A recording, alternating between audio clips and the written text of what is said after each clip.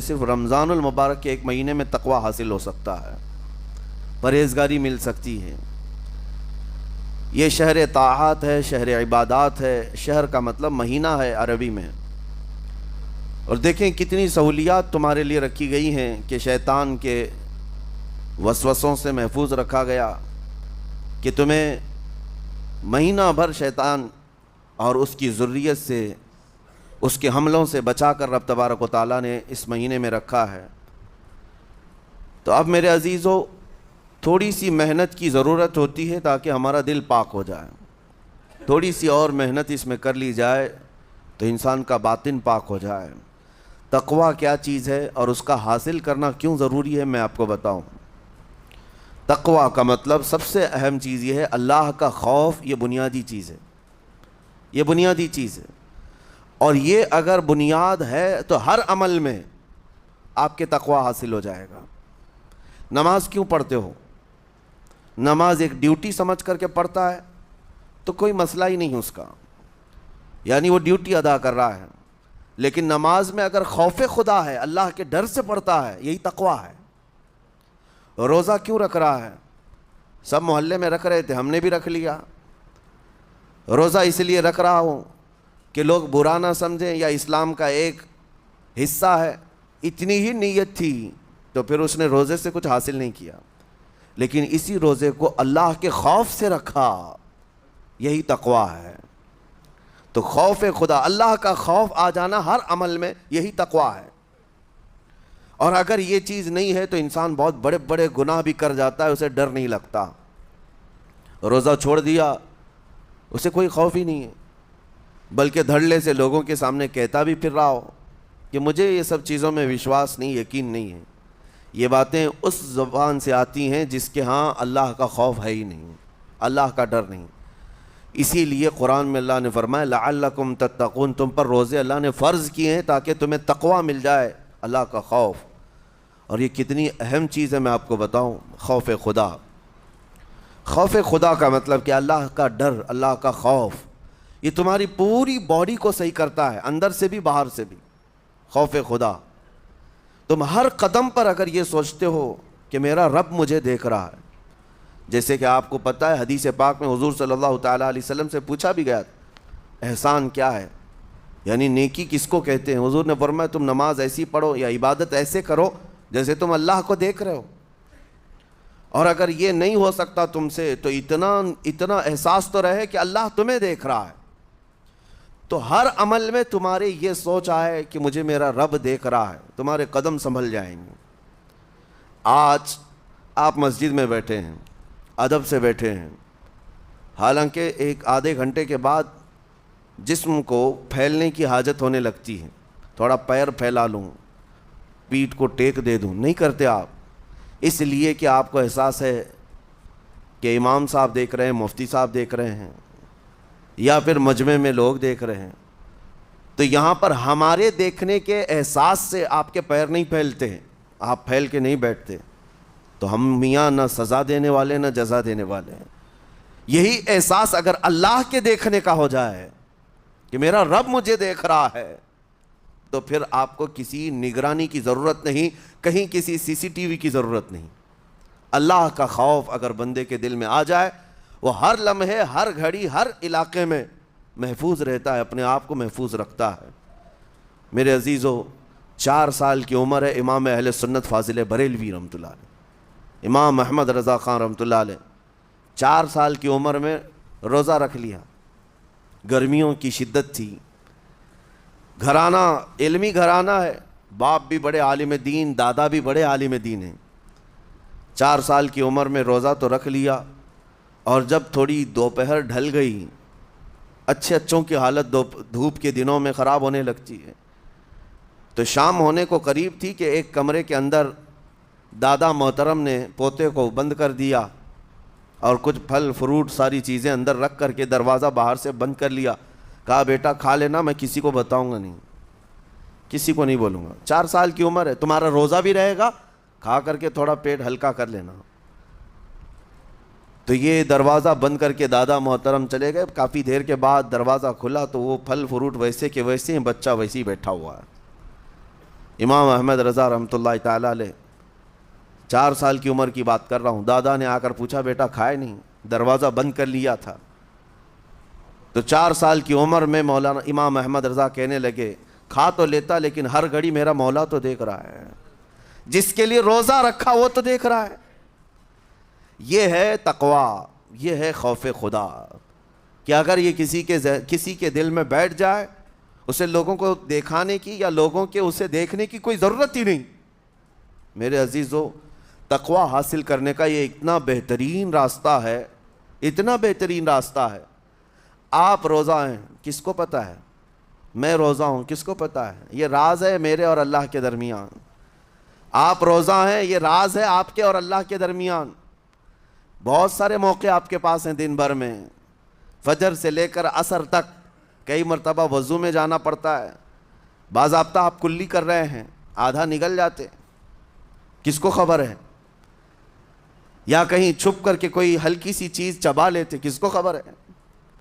اس لیے کہ یہ اندرونی معاملہ ہے، راز ہے۔ آپ کھا رہے ہیں پی رہے ہیں یا نہیں کھا رہے ہیں نہیں پی رہے ہیں، یہ کوئی دوسرا نہیں کہہ سکتا۔ آپ کے اور آپ کے اللہ کے درمیان یہ راز ہے، اور آپ بچے ہوئے ہیں۔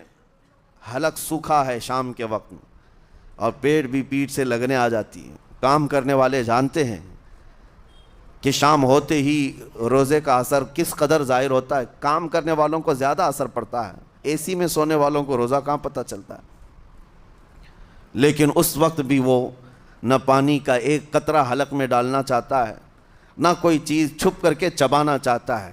مجھے بتاؤ میرے عزیزو، کیوں اپنے آپ پر یہ تکلیف اور اپنے آپ پر یہ زیادتی کر رہے ہو؟ آپ کو اندازہ ہوتا ہے یہ میں زیادتی نہیں کر رہا، نہ یہ اپنے آپ کو تکلیف میں ڈال رہا ہوں، یہ میرے رب کی رضا ہے، میں اسی پر قائم ہوں۔ اسی لیے فرمایا گیا کہ جب افطاری کا دسترخوان بچھتا ہے اور پہلے ہی آ کر کے لوگ بیٹھتے ہیں، اور یہ سنت بھی ہے، ایسے نہیں کہ بھاگتے بھاگتے آپ آئے، وقت ہوا کھجور لیے اور کھا گئے۔ افطاری کے وقت سے تھوڑی دیر پہلے بیٹھ جاؤ، تمہارے دسترخوان پر نعمتیں رکھی ہوئی ہیں، پھل بھی ہیں، میوہ جات بھی ہیں، کچھ کھانے پینے کی چیزیں بھی ہیں، ٹھنڈا شربت بھی ہے، دیکھتے ہوئے بیٹھے ہیں آپ، لیکن ہاتھ نہیں لگاتے ہیں۔ انتظار ہے وقت کا کہ ادھر سورج کے غروب ہونا ہے اور میری افطار ہونی ہے، اعلان سنتے ہیں، اذان سنتے ہیں، اس کے بعد آپ اٹھاتے ہیں، لیکن اتنی دیر تک آپ خاموش بیٹھے ہیں دسترخوان کے پاس، سارے لوگ دیکھتے رہتے۔ یہ وہ منظر ہے جس کو فرمایا گیا رب ذوالجلال بھی اپنے بندوں کو دیکھ رہا ہے، رب تبارک و تعالیٰ بھی دیکھ رہا ہے اپنے بندوں کو، اور سارے فرشتوں کو بلا کر میرا مولا اعلان فرماتا ہے یہ میرے بندے ہیں، دیکھو یہ شام کا وقت ہے، ان کے حلق سوکھ چکے ہیں، ان کے پیٹ میں بھوک کی شدت ہے، اور ان کے سامنے اچھی نعمتیں پڑی ہوئی ہیں۔ اے فرشتوں دیکھو، میرے ان بندوں میں سے کوئی بھی ان نعمتوں کو ہاتھ نہیں لگاتا، یہ صرف اور صرف میرے لیے بھوکے اور پیاسے ہیں۔ اور فرشتوں سے اللہ فرماتا ہے تم گواہ ہو جاؤ، ان کی حلق تر ہونے سے پہلے ان کے لیے میں نے جنت لکھ دیا۔ اسی لیے حدیث پاک میں ہے جب افطار کرتے میرے آقا صلی اللہ علیہ وسلم یوں ارشاد فرماتے ذهب الظمأ وابتلت العروق وثبت الاجر انشاءاللہ، پیاس بجھ گئی، رگیں ٹھنڈی ہو گئی، اور اجر اللہ کے ہاں پکا ہو گیا۔ یہ حضور پاک ہر افطار میں عرض کرتے تھے۔ میں آپ کو یہ عرض کر رہا ہوں کہ یہ چھپی ہوئی چیز، اسی کا نام تقویٰ ہے۔ آپ صرف اور صرف بچے ہیں اللہ کے خوف سے۔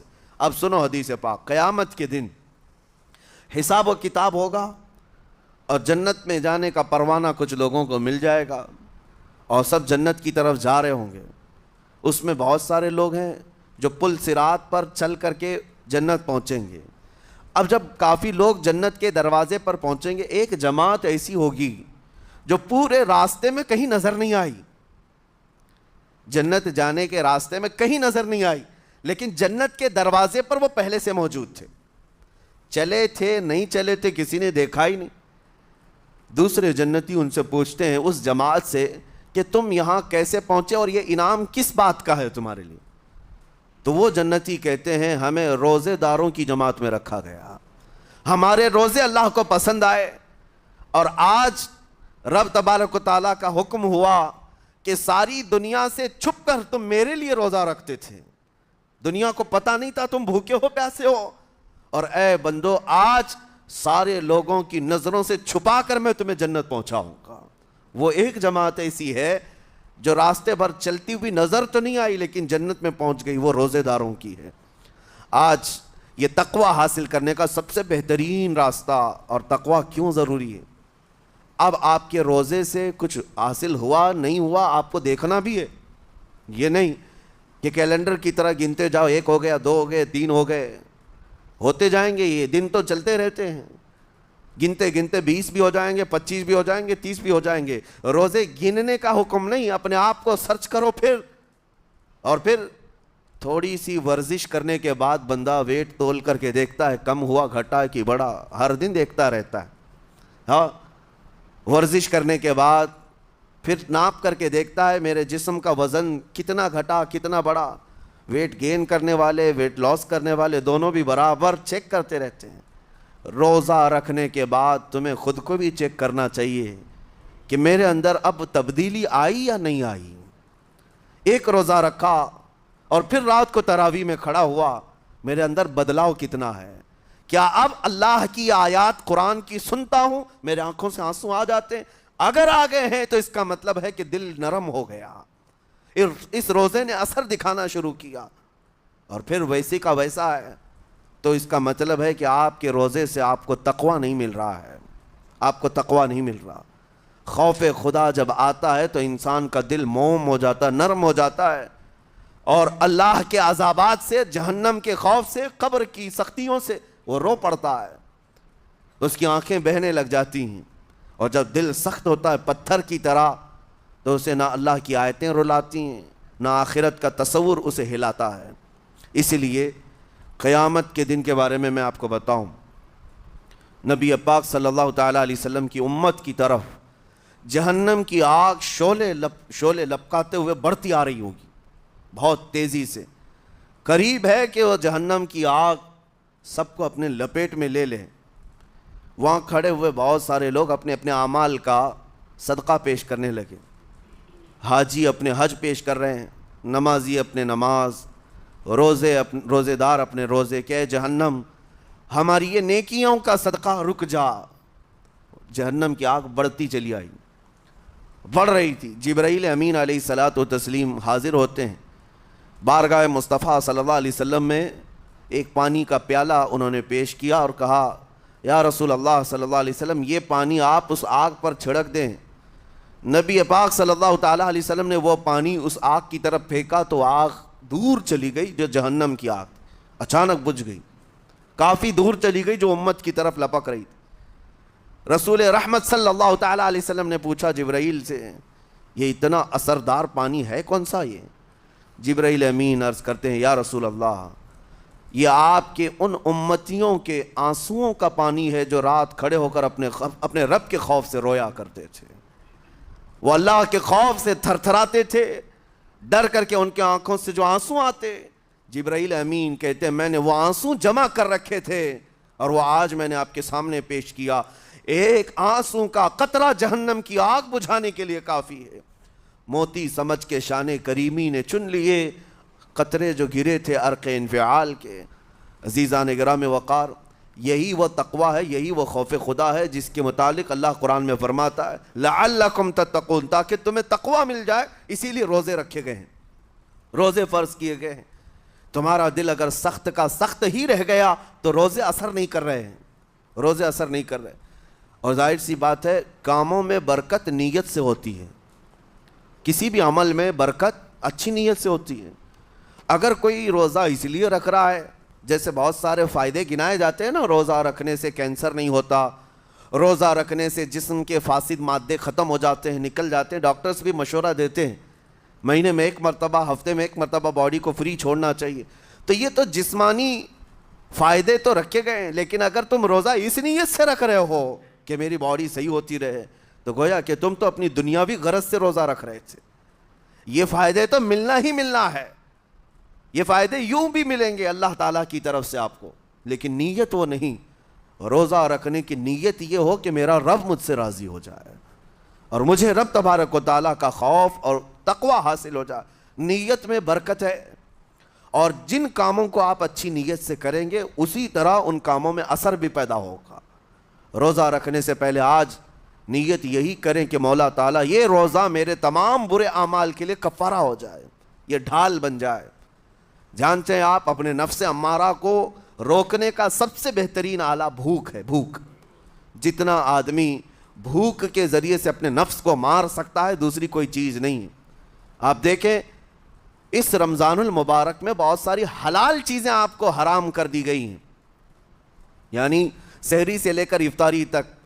میں یہ نہیں کہہ رہا کہ شراب پینا حرام ہے، نشہ کرنا حرام ہے، وہ تو پوری زندگی بھر حرام ہے، لیکن آپ کو چاول روٹی تو حلال ہے نا، سبزے سیب پھل فروٹ تو حلال ہے، لیکن یہ حلال چیزیں بھی اللہ نے آپ پر حرام رکھی ہیں، روزے کے عالم میں نہیں کھا سکتے۔ سحری سے لے کر افطار تک یہ حلال لقمے، پانی تو حلال ہے، پاک ہے، لیکن آپ کے لیے روزے کے عالم میں حرام ہے۔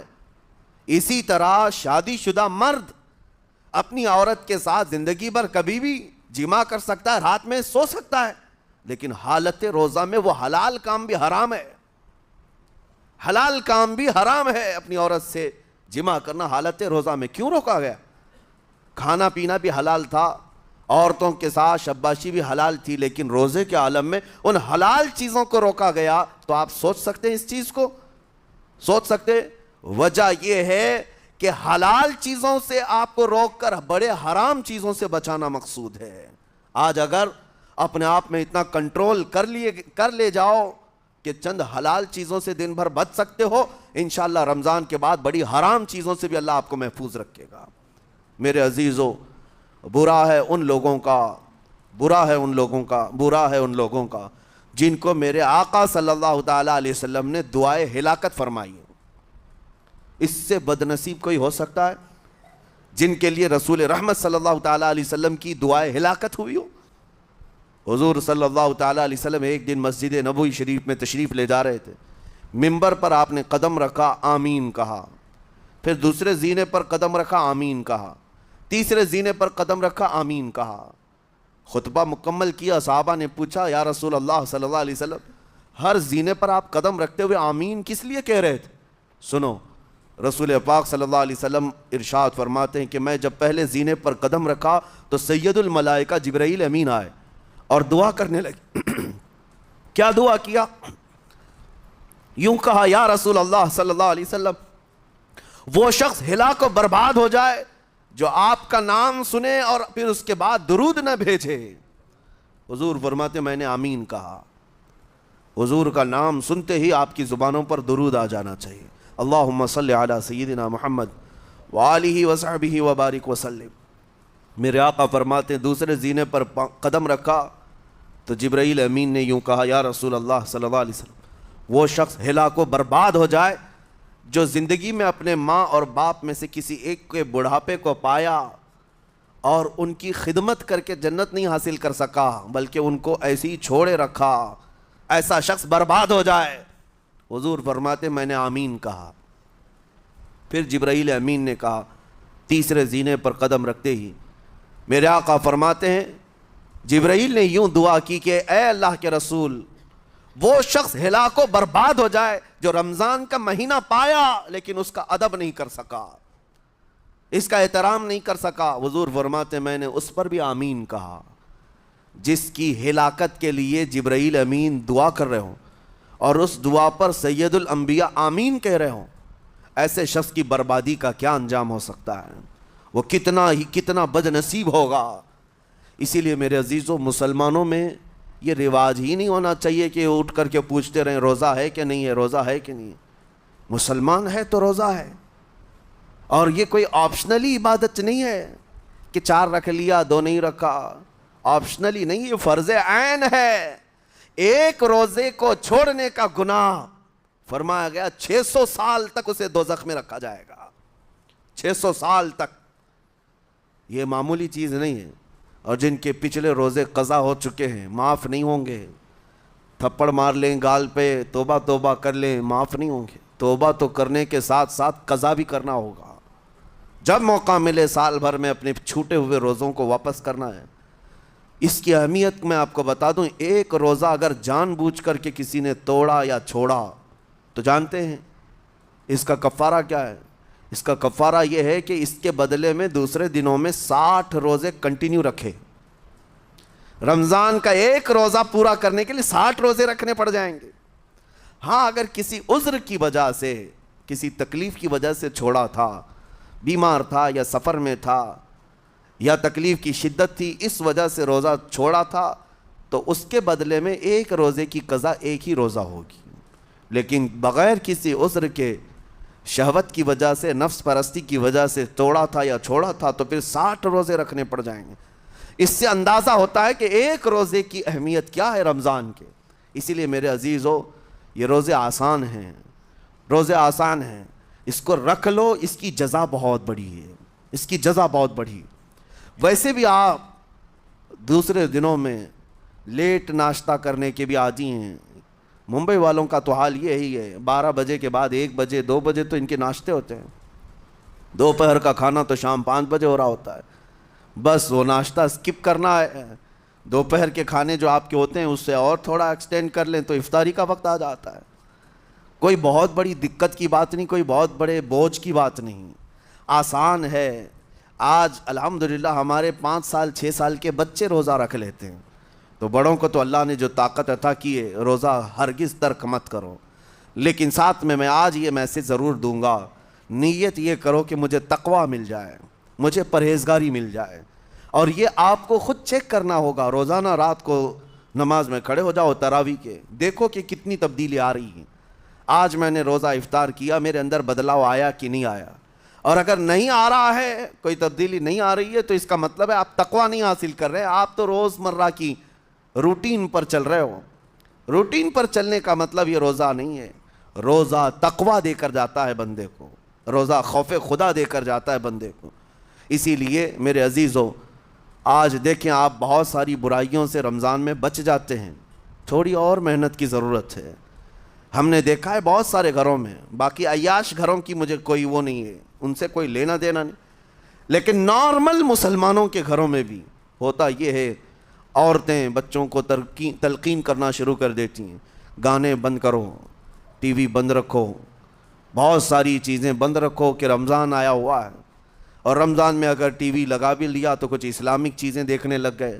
ماحول تم نے خود ہی بدلا ہے اپنے گھر میں، کچھ چیزوں کو آپ نے بدلا ہے اور کچھ چیزوں کا ادب آپ نے کرنا شروع کیا ہے۔ اسی کو اور تھوڑی سی محنت کے ساتھ بڑھا لیا جائے، قسم رب ذوالجلال کی ہر برائی رمضان میں ہی آپ سے ختم ہو جائے گی۔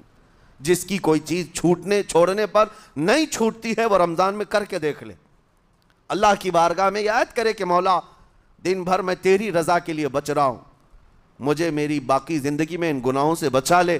وہ رحمان ہے، جب وہ تمہیں اس کے بدلے میں جنت دیتا ہے تو یہاں برائیاں کیوں نہیں چھڑواتا؟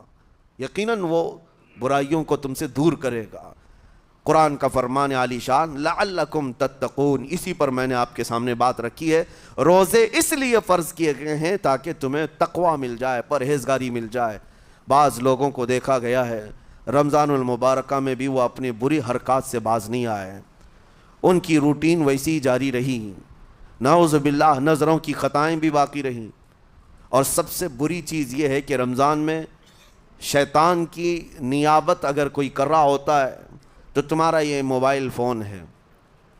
اکثر لوگ یہ سمجھتے ہیں کہ اس موبائل فون کو ہم استعمال کرتے ہیں تاکہ ٹائم پاس ہو جائے، روزہ کا وقت قریب آ جائے۔ اس ٹائم پاس کے چکر میں تم کیا کیا دیکھتے رہ جاتے ہو اور کہاں تک یہ چیزیں پہنچاتی ہیں تمہیں اندازہ بھی نہیں ہوتا، احساس بھی نہیں ہوتا، تو تمہاری رہی صحیح عبادت کو بھی یہ ہضم کر جاتا ہے، کھا جاتا ہے۔ اس کے استعمال پر اگر کنٹرول ہے تو خوب استعمال کرو، لیکن کنٹرول نہیں ہے تو اے نوجوانوں اس کا بھی روزہ رکھو، اس انٹرنیٹ کی بلاؤں سے محفوظ ہو جاؤ۔ اس لیے کہ بہتوں کو میں نے دیکھا ہے، ان کے دن بھر اور رات بھر رمضان میں سوشل نیٹ ورکس پر مصروفیت ویسی کی ویسی ہے جیسے دوسرے دنوں میں تھی۔ وہ رات بھر چیٹنگ میں بھی مصروف ہیں، ایک دوسرے کو ادھر ادھر بھیجنے میں بھی مصروف ہیں، ساری چیزیں جوں کی توں چل رہی ہیں۔ تو تمہارے موبائل نے تمہیں تقوی سے بہت دور رکھا ہے، تمہیں رب تعالیٰ کے قریب ہونے نہیں دیتا۔ اپنے آپ کو بدل لو۔ ظاہر سی بات ہے یہ سخت چیز ہے، اگر کوشش کرو گے تو بچ جاؤ گے، اور تقوی اتنی آسانی سے تو نہیں ملتا۔ اپنے آپ کو اسٹرگل کرو، انشاءاللہ العزیز دل پاک ہو جائے گا، پھر آپ کو اپنی زندگی کے اندر جو اجالے نظر آئیں گے وہ خود آپ محسوس کریں گے، آپ محسوس کریں گے۔ گناہوں کے اندھیروں نے دل پر ایسی کالک رکھی ہے کہ آپ کو کچھ بھی یہاں پر سمجھ میں نہیں آتا، ورنہ نمازوں کا لطف ایسا ہے، قرآن کا مزہ ایسا ہے، جسے یہ لگ جائے دنیا کی کوئی نعمت اس کے سامنے ہیچ نظر آتی ہے، کوئی چیز اسے اچھی نہیں لگتی، لیکن کب؟ جب اسے تقوی کا اجالا حاصل ہو جائے۔ میرے عزیزو، اللہ کریم کی بارگاہ میں دعا گو ہوں، مولا قدیر و جبار ہم سب کو تقوی و پرہیزگاری عطا فرمائے، اور ہم سب کے روزوں سے اللہ تعالی ہمیں پرہیزگاری عطا فرمائے، ان روزوں کے انوار اور برکات اور رمضان کے احترام کی ہمیں توفیق عطا فرمائے۔ مولا کریم تیری خشیت سے اور تیرے خوف سے آنکھیں جو بھیگتی ہیں ان آنکھوں میں ہمارا شمار فرما دے، تیرے یاد میں رونے والے بندوں میں ہم سب کو شامل فرما۔ وصلی اللہ تعالی علی خیر خلقی محمد وآلہ واصحابہ اجمعین، وآخر دعوانا ان الحمد للہ رب العالمین۔ السلام علیکم۔